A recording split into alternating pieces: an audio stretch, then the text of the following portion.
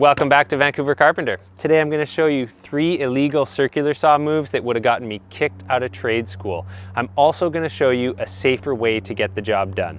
So the first one, and this is a favorite of mine, is wedging up the guard. So for obvious reasons you can see why this is very dangerous to have an exposed blade spinning. It's even worse if your saw doesn't have a brake. This one has a brake, so it stops spinning relatively quick. But on an older saw or just a model without a brake, this will continue to spin for a while. And it will definitely have the momentum to tear a nice strip into your leg or any other part of your body that you manage to get behind the saw if it kicks back. So one of the reasons somebody might wedge the guard up is because when making, say, a big angled cut, the guard actually gets in the way.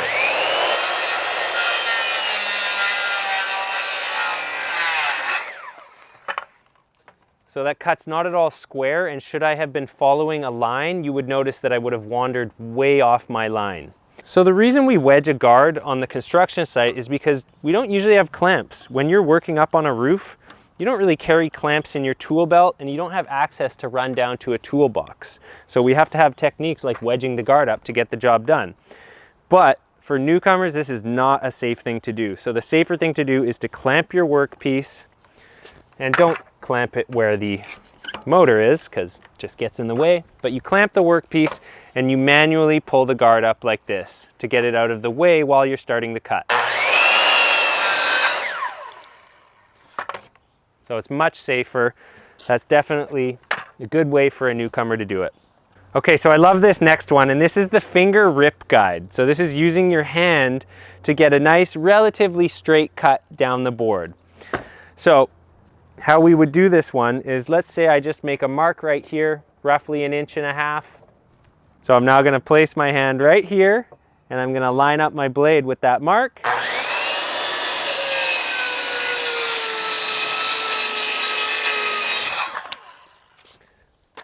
So we have a pretty uniformly straight cut because I used the edge as a straight edge to run my finger across.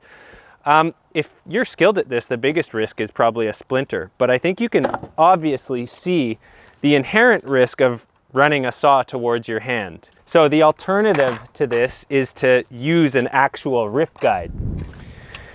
The reason we often don't is because half the time you get a new skill saw, you throw this thing in the corner somewhere and you don't even have it. This is a rip guide, so let me show you how this one works. I only have one with my cordless saw. I lost the other one ages ago. So let's say I have a little mark, I line it up, and it works exact same principle, but actually probably better.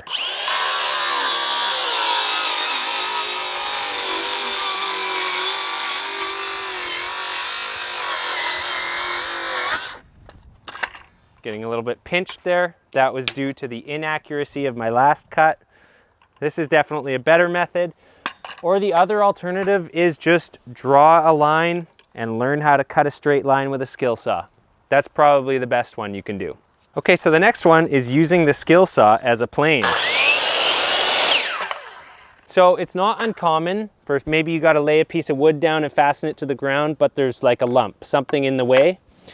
So what we'll do is we'll just kind of make a general mark there.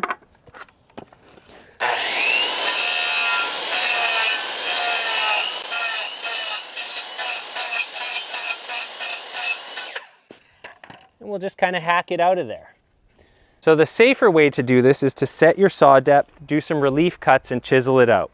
So that's the thing that sets my saw depth right there. And we're just gonna eyeball this right here so that it's a little thicker than the thing you have to plant it over. Let's say right about there. And just make a few cuts.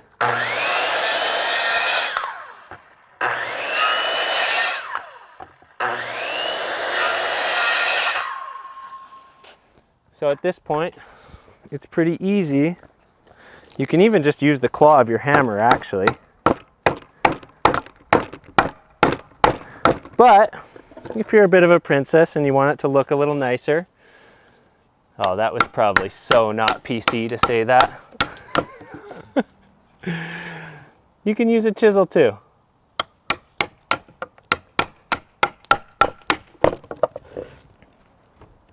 Chiseling towards yourself is always a good idea. I have the scar on my hand to prove it.